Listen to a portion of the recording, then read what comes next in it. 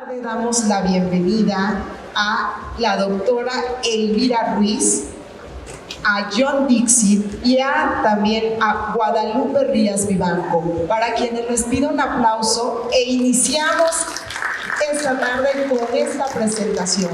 Bienvenidos. Muy buenas tardes. Es un honor estar aquí en el magno edificio Carolino en esta 38 edición de la Feria Nacional del Libro de la Benemérita Universidad Autónoma de Puebla.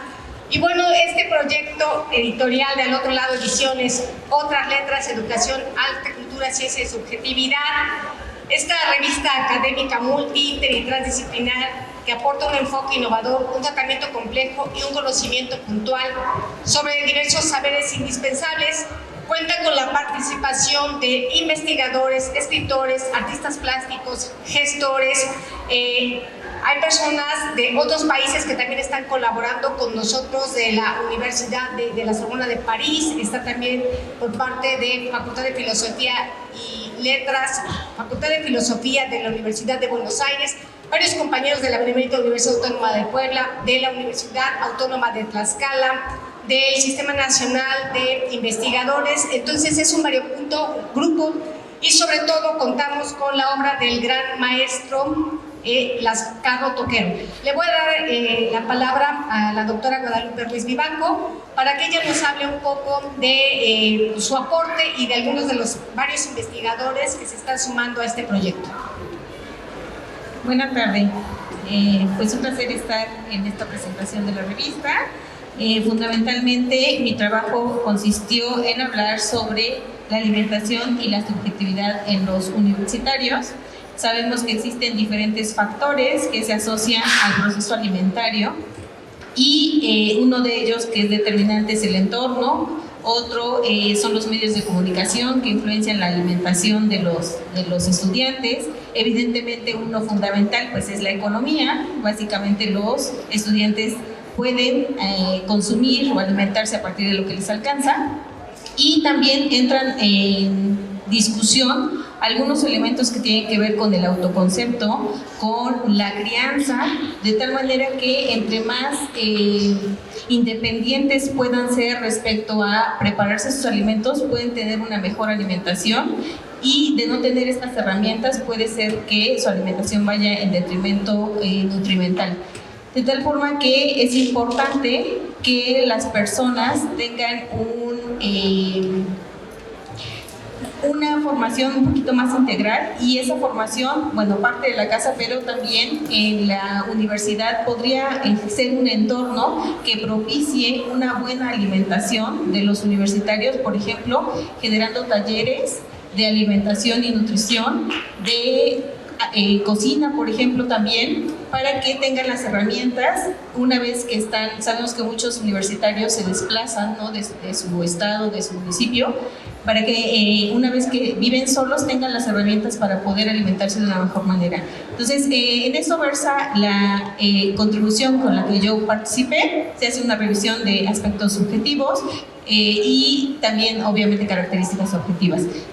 Un aspecto que también se considera es el hecho de que ahora estamos tan mediatizados, sobre todo las juventudes, estamos hablando de millennials, centennials y generación alfa, y ese entorno digital es un medio en el que ha propiciado la divulgación de alimentos no saludables, en el sentido ultraprocesados. Sabemos que las industrias echan mano de influencers, por ejemplo, hacen estrategias de mercadeo que han migrado a esas plataformas digitales.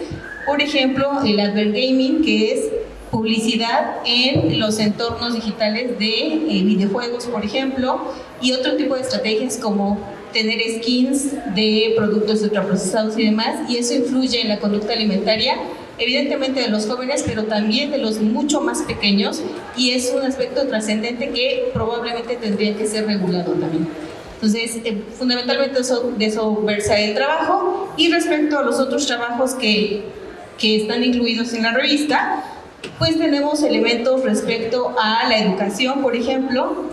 También tenemos elementos, una discusión muy interesante respecto a la subjetividad de la ciencia, con un aporte de una persona, un investigador doctor que trabaja en físico-matemáticas y hace una discusión acerca de los elementos de la subjetividad y la objetividad en la ciencia. Sabemos que la ciencia es un proceso objetivo, sin embargo, siempre considerar elementos subjetivos es importante porque finalmente somos humanos, ¿no? Y hay que considerar esos elementos, y esta subjetividad puede dar origen a otras visiones o a otras perspectivas, de tal forma que, aunque la ciencia debe ser evidentemente objetiva, no debemos perder esa otra parte de subjetividad que nos permite estar en los límites de generación del conocimiento, hecha mano de las teorías, por ejemplo, de Karl Popper, etcétera. Entonces es una revisión muy interesante, muy fácil de leer además, a pesar de que entra en entornos filosóficos, de teoría de la ciencia y demás, lo hace de una forma tan digerible que los invito a revisar el contenido porque resulta muy, muy interesante. Asimismo, se hace una discusión acerca de la subjetividad en el arte.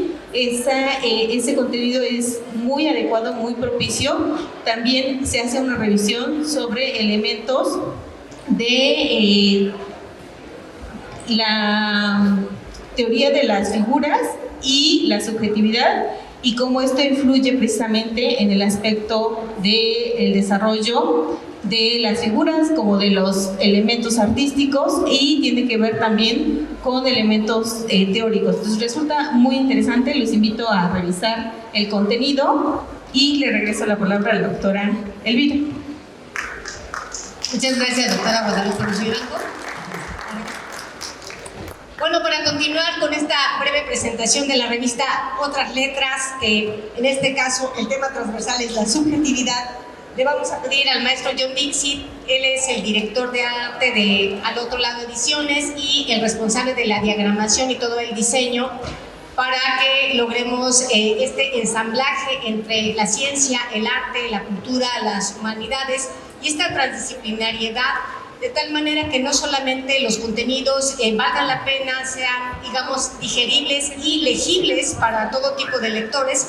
Y a su vez mencionaba al maestro José Lascarro Toquero, que es uno de los grandes artistas plásticos, no solamente de Puebla, de México, sino del mundo, quien pues embellece las páginas con su obra plástica. Entonces John Dixit le hizo una entrevista al maestro Lascarro Toquero, entonces quisiéramos que nos compartiera parte de lo que tiene que ver con el diseño editorial que está a su cargo. Este proyecto va a ser tanto impreso como digital, y lo que implica los aportes de esta gran trayectoria del maestro José Lascarro Toquero.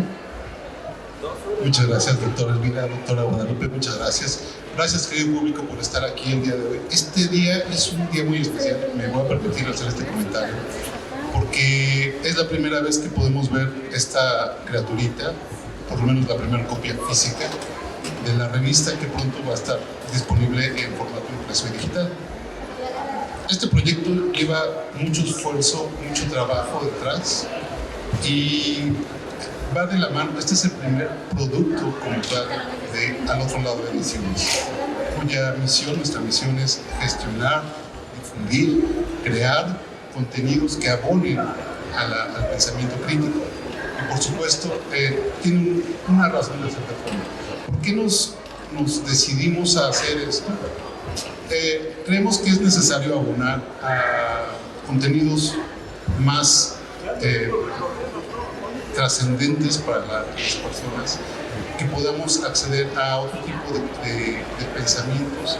Y en este número se aglomeran los aportes de 8 individuos increíbles, 8 investigadores de cortes impresionantes, todos bajo el eje de la subjetividad aportan algo diferente. Y a mí que me tocó, a un servidor que le tocó armar el diseño, me asombraba en cada momento al revisar no solo el texto, también al ir incluyendo las obras gráficas de nuestro José Luis Lascarro Toquero, ¿sí? Y precioso el resultado que fue tomando por sí solo el producto. ¿Qué es lo que viene para Otras Letras? Antes de permitirme hablar del maestro y de las otras aportaciones. Es un modelo que está en crecimiento. Les queremos pedir que recuerden el nombre de Otras Letras y que recuerden el dominio otrasletras.com, no, .mx, perdón. Es que es muy nuevo el dominio. Y bueno, ahí vamos a estar dando noticia y seguimiento de en qué parte va el proceso de la distribución de este número. Y por supuesto, este es el primero de, esperamos, más números de la revista. Hay que sentirse orgullosos, creo yo, porque no es nada más un producto autogestivo de nosotros como Al Otro Lado de Ediciones, sino es un producto poblano de una calidad internacional. Las investigaciones y los contenidos que están aquí hablan de gente, del trabajo de gente, de profesionales, de doctores especializados, referenciados en varias partes del mundo, que tuvieron a bien crear contenidos originales para este primer momento. Y estaría de más que les ojeara la revista porque está maravillosa, pero se van a quedar con ganas de verlo en físico. Y creo que el momento va a llegar muy pronto de que lo puedan tener de una u otra forma, ya sea digital o impreso, y verán que estos contenidos no solo son importantes, sino que además, como dice la doctora Guadalupe, son fáciles de leer, son fáciles de digerir y están en un diseño muy ameno. Contamos con la participación de una excelente diseñadora que nos ha colaborado con nosotros, que es la licenciada Diana Escalona, que es la autora del logotipo y así como de las fuentes tipográficas y las paletas de colores. El resto de las paletas de colores fue tomado basados en las obras que van ilustrando los contenidos del maestro José Luis Escalona. José. Y bueno, esta es nuestra portada, si me permiten. Y la trajimos un poco grande, aparte la tienen ahí atrás. Bueno, este es un pedazo de una obra del maestro que se llama Cuatrívolo, ¿no? Correcto. Y es solo un detalle. Evitamos poner en su obra textos o algo así. Solo en algunos detalles, como en la portada, nos atrevimos a tomarlo porque hacen unas texturas increíbles. Pero están hechas sus obras para ser disfrutadas y están puestas en cada página para ser disfrutadas y apreciadas. La mayoría vienen dotadas de cuál es el título, pero también ilustra la revista diferentes bocetos del proceso creativo del maestro José Escalona. Entonces, les recomiendo mucho que si pueden saber más de él. De hecho, el maestro José es muy referenciado en Puebla porque es el que hizo la obra de la entrada del nuevo Congreso aquí en la subida de los fuertes. Entonces, tiene mucho contenido nutricio la revista, ya la verán muy pronto en línea. Lo que a mí me queda de comentar, resaltar en este momento, me gustaría, es que todas las personas, aparte de ser unos increíbles profesionistas e investigadores, son excelentes seres humanos que desinteresadamente y sin ninguna garantía de nada han aportado lo mejor de sus saberes, pensando precisamente en ustedes, y esperemos que el resultado sea muy bueno. Para nosotros es un honor hoy, 1 de junio, estar en este foro tan importante, quizás de los más importantes en el Estado y muy reconocido a nivel nacional. Entonces, les agradecemos mucho su presencia este día para la presentación de estas letras. Hay muchas cosas más que se pueden hablar del tema, pero no sé si la doctora Elvira quiere comentar algo antes. Sí, bueno, primero que nada reiterar el agradecimiento de su presencia aquí en esta 38 Feria Nacional del Libro en el magno edificio carolino de la Benemérita Universidad Autónoma de Puebla. Y este proyecto, Al Otro Lado Ediciones, es fundamental porque de pronto nos podemos preguntar, bueno, si ya hay tantas editoriales, si hay tantas revistas, si cuesta tantísimo trabajo sostener un proyecto que además se pretende que sea impreso y digital, ¿por qué empezar otro proyecto? Bueno, hay muchas razones. Y el punto es que de pronto encontrar un espacio que sea de open access, es decir, el open access en la ciencia es fundamental porque tendría todo el mundo acceso en esta democratización al acceso a los saberes.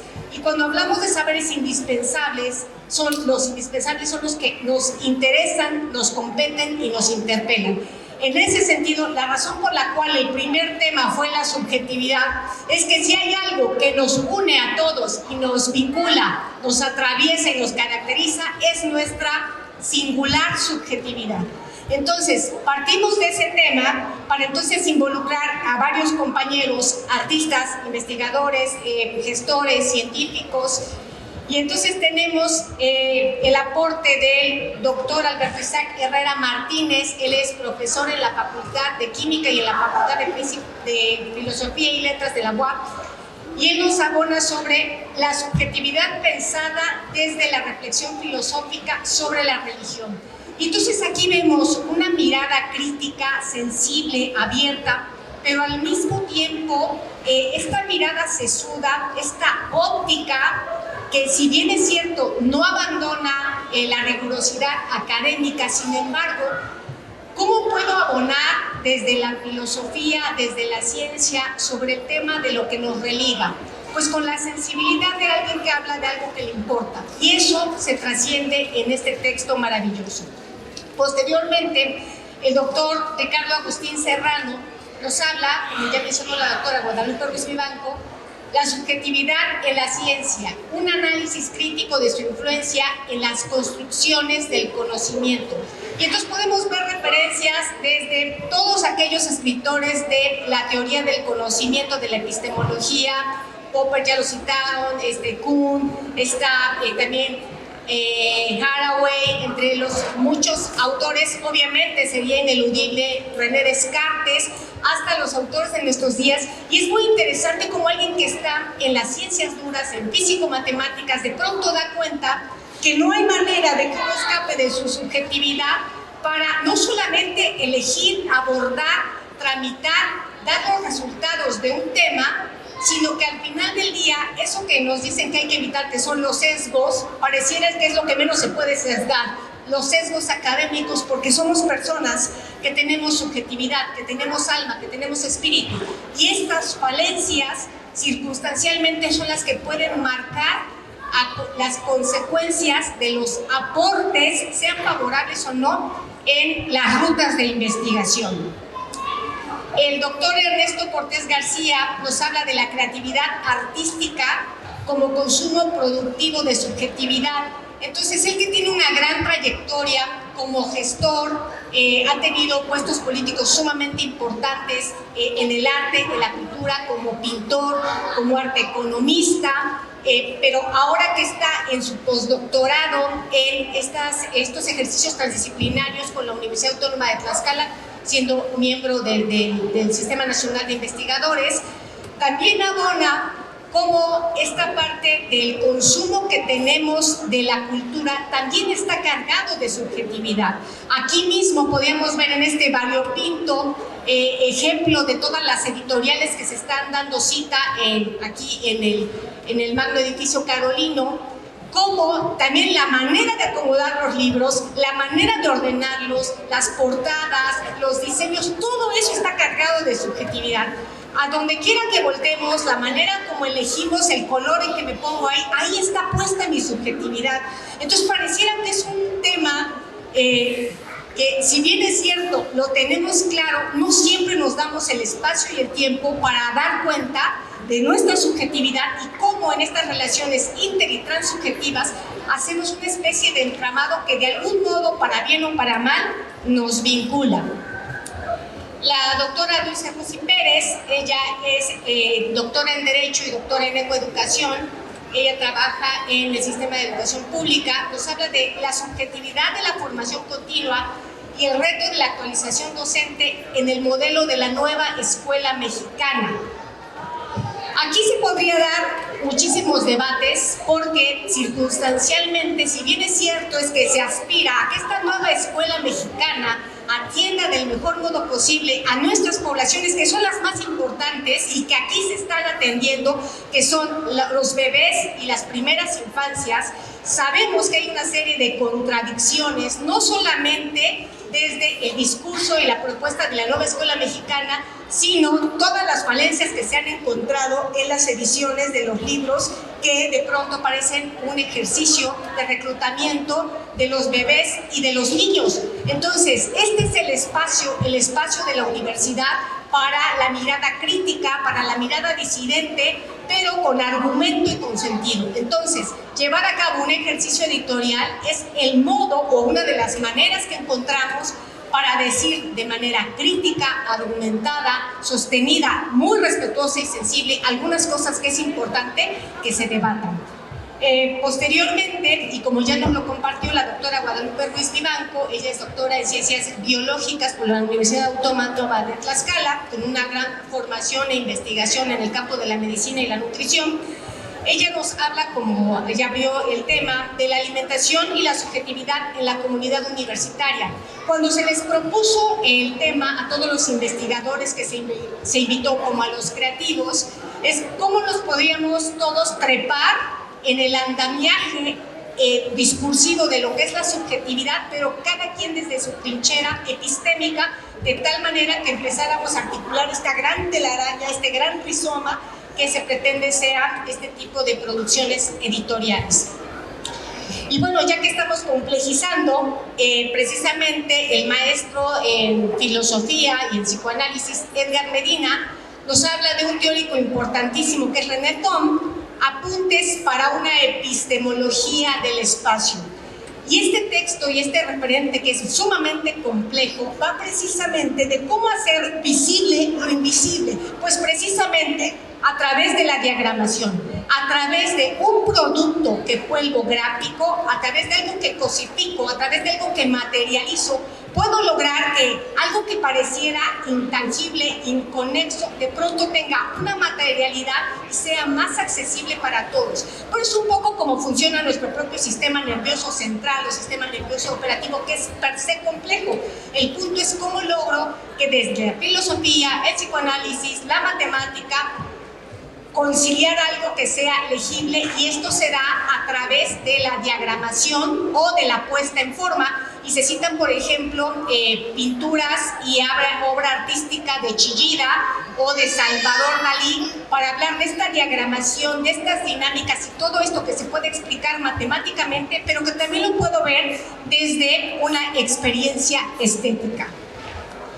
Y en la parte de viñeta, una servidora, doctora Elvira Ruiz Vivanco, me permito compartir este tema que ya tenemos un rato trabajándolo, parte de la investigación doctoral: bucle recursivo, subjetividad, sujeto, transperformer. Entonces, después de 3 décadas de trabajar en el campo de las artes escénicas, de las artes audiovisuales y lo que tiene que ver con la performatividad, empezamos a ahondar en el transperformance. ¿Qué es el transperformance? Bueno, ha costado mucho trabajo desde los asesores del doctorado, que no me dejaban hasta que los convencí con argumentos. El transperformance es un concepto que circunstancialmente este creador de guitarras, Les Paul, ¿no?, propone una guitarra que precisamente prueba Jimmy Page, que él es guitarrista de Led Zeppelin. Este guitarrista famoso de Led Zeppelin, Jimmy Page, la característica de esta guitarra transperformance es que se adapta ergonómicamente al cuerpo de quien la ejecuta. Entonces es muy interesante, porque dije, ese es el tema. Yo no acuñé el término, pero en el momento en que se hace esta investigación, comienzo a teorizarlo. Otra manera del transperformance es cuando, por ejemplo, tunean los carros. Es decir, tú tienes un carro y de pronto lo tienes un bocho, ¿no?, y le quitas la parte de arriba, no haces descapotable, ya se vuelve, me explico, un transperformance. O, por ejemplo, le cambias todo lo de adentro y lo vuelves de peluche. Ese es un ejemplo de transperformance. Pero la transperformatividad, y citando aquí a Judith Butler, también tiene que ver con cuestiones de transexualidad, de transdiscurso, citando a Dussel, de transmodernidad. Y entonces vemos que lo trans, que está entre, a través y más allá, va impactando en múltiples espectros.